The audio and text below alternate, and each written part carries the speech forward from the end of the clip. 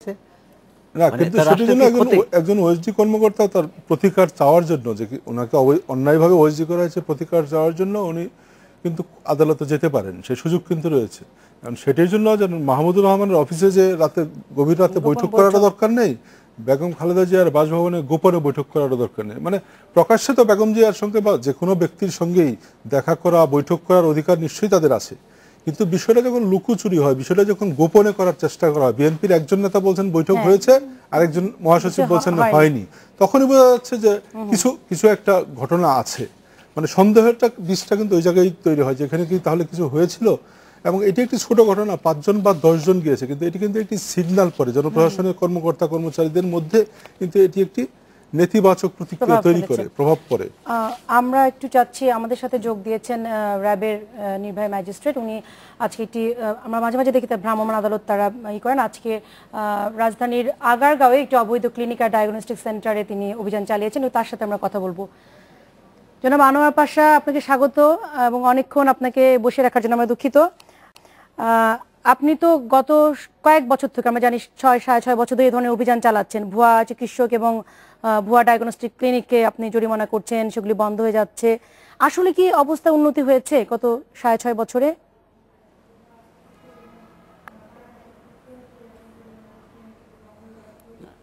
জি, ইতিমধ্যে তো আপনি দেখেছেন বা শুনেছেন, শতাধিক ভুয়া ডাক্তার এবং মানহীন ক্লিনিক এগুলোর বিরুদ্ধে আমরা অভিযান করেছি, এবং এর ফলে যেটা হয়েছে, যে প্রবণতাটা ছিল সেটা অনেকাংশেই আমরা সেখান থেকে বেরিয়ে আসতে পেরেছি। তারপরেও মানহীন ক্লিনিক ডায়াগনোস্টিক সেন্টার যে রয়ে গেছে সেটা তো আমরা দেখতে পাচ্ছি। তো আসলে মূলত এই সরকারি হাসপাতালগুলোকে ঘিরে কিন্তু এই অসাধু চক্রগুলো কাজ করছে।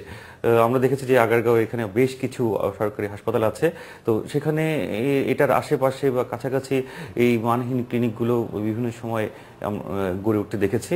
আর এই মানহীন ক্লিনিকগুলোতে বা ডায়াগনোস্টিক সেন্টারগুলোতে রুগী পাওয়ার যে সোর্সটা কারা, এটা তো আসলে আমরা দেখছি যে মূলত এই সরকারি হাসপাতাল থেকেই দালাল চক্রের মাধ্যমে তাদেরকে নানাভাবে ভুল বুঝিয়ে এইসব জায়গায় নিয়ে আসা হচ্ছে।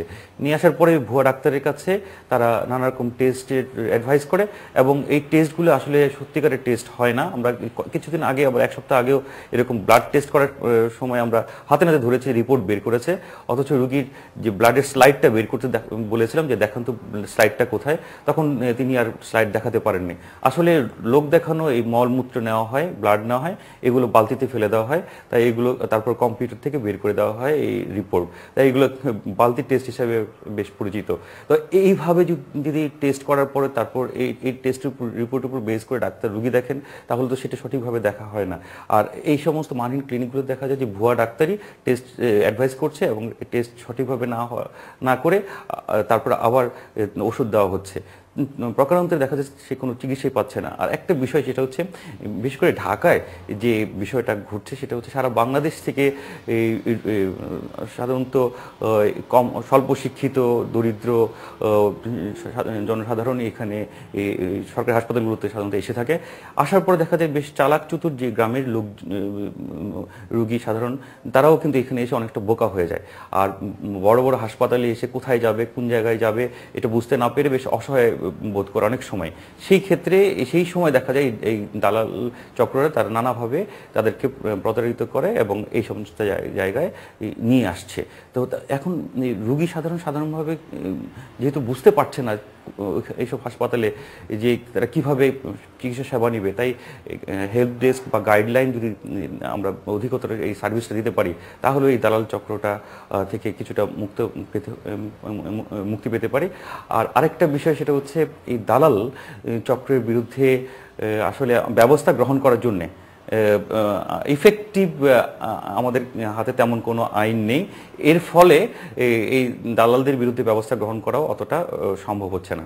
কিন্তু আপনারা যে এই যে কাজ করছেন, এটির কি কোনো ফাইন্ডিংস বা আপনারা যথাযথ কর্তৃপক্ষকে জানাচ্ছেন কিনা যে আপনি বলছেন দালালদেরকে কোনোভাবেই আসলে আপনারা দালাল চক্র থেকে বেরিয়ে আসতে পারছেন না, হাসপাতালের মনিটরিং বাড়ানো বা এই ব্যবস্থাগুলোতে ব্যবস্থা নেওয়ার কোনো আপনাদের কর্তৃপক্ষকে জানিয়েছেন? মানে কেন সমস্যাটির সমাধান হচ্ছে না এতদিনেও? জি, মানে এই বিষয়ে সরকার অত্যন্ত আন্তরিক, এবং এই রিলেটেড হ্যাঁ, রিলেটেড যে আইনগুলো আছে এগুলো উন্নয়নের জন্য সরকার ইতিমধ্যে কাজ করছে এবং এটা ফাইনাল পর্যায়ে রয়েছে। এই যে প্রাইভেট প্র্যাকটিস এন্ড ক্লিনিকের যে আইনটা সেটা নতুন করে প্রণয়ন করা কাজ চলছে। তা আশা করি এই আইনটা প্রণয়ন হলে আমরা অধিকতর এদের বিরুদ্ধে ব্যবস্থা গ্রহণ করার সুযোগ পাবো।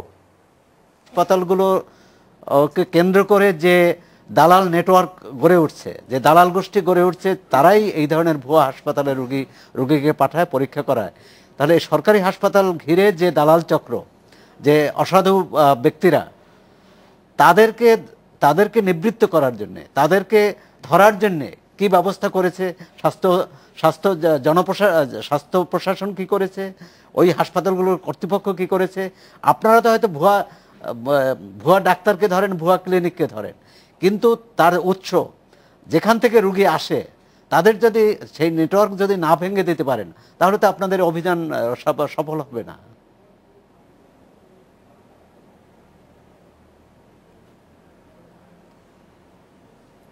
জি জি, এই জন্য দালাল চক্রের বিরুদ্ধে যে ইফেক্টিভ আইন প্রণয়নের প্রয়োজন, সেটির কাজ চলছে।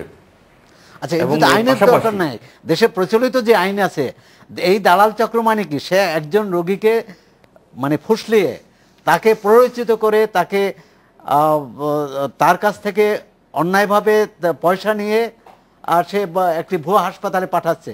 এজন্য তো যে প্রচলিত যে আইন আছে তার মধ্যে তো ফৌজদারি আইনই প্রয়োগ হতে পারে, সেটি হচ্ছে না। আনোয়ার ভাই, আপনার সাথে কথা বলছেন দৈনিক প্রথম আলো যুগ্ম সম্পাদক সোহরাব হাসান, উনি আপনাকে প্রশ্নগুলি করছেন। এটি নিয়মিত, জি জি, আসলে আপনার ঠিকই বলেছেন, প্রচলিত আইনে তাদের বিরুদ্ধে ব্যবস্থা গ্রহণ করা যায়, কিন্তু এটি নিয়মিত মামলার মাধ্যমে এটি ইফেক্টিভলি প্রয়োগ করা অত্যন্ত কঠিন, এটি প্রমাণ করা অত্যন্ত কঠিন হয়ে যায়। সে কারণে এটি আসলে ইফেক্টিভলি আমরা প্রয়োগ করতে পারছি না। আলটিমেটলি এটার জন্য একটি আলাদা আইন প্রণয়ন করা জরুরি। আইন হলেই সব সমাধান। আপনাকে অনেক ধন্যবাদ আনোয়ার পাশা ভাই আমাদের সাথে থাকার জন্য। এটা আসলে প্রমাণ করা খুবই কঠিন। কালকে আমি একটি কর্মশালায় গিয়েছিলাম, সেখানে একটা যক্ষা রোগ নিয়ে আলোচনা হচ্ছিল। আমাদের একটু বিরতিতে যেতে হবে, এসে আবার এই বিষয়ে আলোচনা করব। আবার একটু বিরতি নিচ্ছি, ফিরছি কিছুক্ষণ পরে, আমাদের সঙ্গে থাকুন।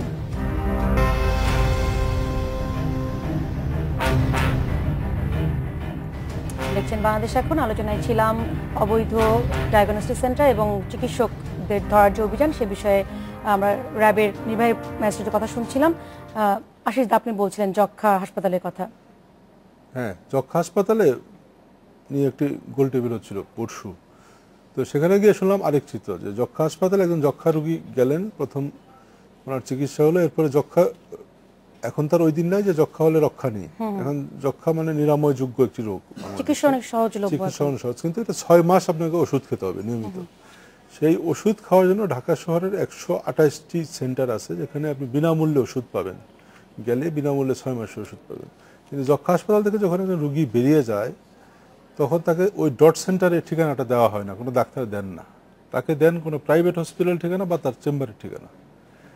মানে এমন রূঢ় বাস্তবতা আর কি, যে তাকে এই ওষুধগুলি অনেক দাম, যদি কিনে খেতে হয় গরিব রোগীর পক্ষে, গরিব এবং বাইরে থেকে আসা রোগী, এবং কিনে খাওয়া বেশ 8-10 হাজার টাকা খরচ হয়ে যায়। অথচ সরকার এটি বিনামূল্যে, এবং সরকার না শুধু বিভিন্ন এনজিও, ব্র্যাক সহ বেশ কিছু এনজিও আছে যারা বিনামূল্যে ওষুধটা এনে ডট সেন্টারের মাধ্যমে সরবরাহ করেন। তো মানে আমাদের অবস্থাটা এমন দাঁড়িয়েছে, আসলে এটা পুরো সমাজেরই একটা চিত্র, যে সে তার ব্যবসার জন্য সে তার নিরাময়ের কথা চিন্তা না করে তার ব্যবসার কথাটা আগে ভাবছে। মানে ডাক্তারদের চিত্র, এবং মাঝখানে তো ডাক্তারদের বেশ কিছু ঘটনা, মানে এর বাইরেও বেশ কিছু ঘটনা। প্রথম আলোর একজন সাংবাদিককে একজন ডাক্তার হাসপাতালের মধ্যে ধরে পিটিয়েছিল, মানে এরকম ঘটনাও ঘটেছে। এবং ডাক্তারদের মধ্যে এখন তো ডাক্তারের চেয়ে বেশি রাজনীতি ঢুকেছে, সেখানে দলাদলি, আওয়ামী লীগ, ঢাকা মেডিকেল এখনো যেতেই পায় না ছবি তুলতে। সাংবাদিকদের সাথে এক ধরনের মানে যুদ্ধ ঘোষণা, যে সাইনবোর্ডটা নিয়ে দিল এক মেডিকেল কলেজে, ডাক্তার সাংবাদিক প্রবেশ নিষেধ। মানে সেই বাস্তবতা, মানে উদ্দেশ্যটা কি? উদ্দেশ্যটা হলো তারা যে কাজগুলি করছে, তারা যে অন্যায় কাজ করছে, সেটি যাতে প্রকাশ না হয়, সেটি যাতে মানুষ জানতে না পারে, তারা যেন রোগীকে আরও গলা চিপে ধরতে পারে, আরও বেশি তাদের কাছ থেকে অর্থ আদায় করতে পারে। উদ্দেশ্য তো সেটি, যে কারণেই কিন্তু রোগীরা এখন একটু সামর্থ্য থাকলেই সে ভারতে যাচ্ছে, আর একটু সামর্থ্য থাকলে সে সিঙ্গাপুরে যাচ্ছে বা ব্যাংককে যাচ্ছে। মানে ডাক্তার কিন্তু আমাদের এখানে মানসম্পন্ন ভালো ডাক্তার অনেক আছে, কিন্তু সেবাটা নাই, সেবার মানসিকতা নেই। সবাই যেটা হচ্ছে আমরা আমাদের কিন্তু বেশিরভাগ বড় বড় হাসপাতালে নিজেরা যখন আমরা যাই দেখি হেল্প ডেস্ক, মানে কোথা থেকে কোথা যাব, কোন সেকশন থেকে কোন সেকশনে যাব, সিস্টেমগুলি এখনো এই সমস্যা তো দীর্ঘদিনের, মানে সমাধানের আসলে জায়গাটাতে। এবং প্রধানমন্ত্রী নিজে বারবার ডাক্তারদেরকে বলছেন গ্রামে যান, স্বাস্থ্য সেবা দেন, মানে এই জায়গাটাতে আসলে ডেভেলপ হবে কিভাবে? এটা তো কথায় কাজ হবে না, এটা প্রয়োগ করতে হবে, আইন প্রয়োগ করতে হবে। এখন প্রধানমন্ত্রী বলেছেন ডাক্তারদের যে গ্রামে যান, আবার দেখা যাচ্ছে যে ঢাকা শহরে পদ নেই, প্রয়োজন নেই, সেখানে ডাক্তাররা পদায়ন হচ্ছে। অর্থাৎ যে কোনোভাবেই, সেটা সচিব হোক আর অন্য বিএমএ হোক, বিভিন্ন প্রভাবশালীদের ধরে। তো এই যে আইন যেখানে লঙ্ঘিত হয়, এই যে এখানে আমরা যে এটা দেখলাম যে ভুয়া ক্লিনিক বা ভুয়া ডাক্তার ধরা পড়েছে, এখন ভুয়া ডাক্তার ধরবে কারা? আইন শৃঙ্খলা রক্ষাকারী বাহিনীর সদস্যরা, র্যাবের সদস্যরা, পুলিশের সদস্যরা। সেখানে পুলিশের ভুয়া সদস্য হয়ে তো অন্যের উপর অপরাধ, মানে অপরাধমূলক কর্মকাণ্ড করে, র্যাবের সদস্য সেজে অপরাধমূলক কর্মকাণ্ড করে, এবং অনেক সময় র্যাবের সদস্যরাও করে, পুলিশের সদস্যরাও করে। তো সেখানে মানে যেখানে ন্যূনতম যে আইন শৃঙ্খলা রক্ষাকারী বাহিনীর যে ন্যূনতম যে দায়িত্ব, ন্যূনতম যে সততা, যে পেশাদারি দক্ষতা থাকা দরকার, সেটা যদি না থাকে সব ক্ষেত্রেই, এবং একটা হচ্ছে দক্ষতার ব্যাপার, দ্বিতীয় হচ্ছে যে উপলব্ধির ব্যাপার, এবং তার চাকরির প্রতি, তার অনেক ক্ষেত্রে সেবার প্রতি যে দায়িত্ববোধ, যে দায়বদ্ধতা, তার চেয়ে যদি তার স্বার্থবাদিতা, তার ব্যক্তিগত স্বার্থসিদ্ধি, তার ব্যক্তিগত লাভটা বড় হয়ে দেখে, তখনই এরকম অসাধু পথের আশ্রয় নেয়। এই যে দালাল গোষ্ঠীর কথা বলা হলো, এর পেছনে ডাক্তার আছে, এর পেছনে ওই হাসপাতালের কর্মচারী আছে। তাদেরকে নিবৃত্ত করার দায়িত্ব তো কর্তৃপক্ষের।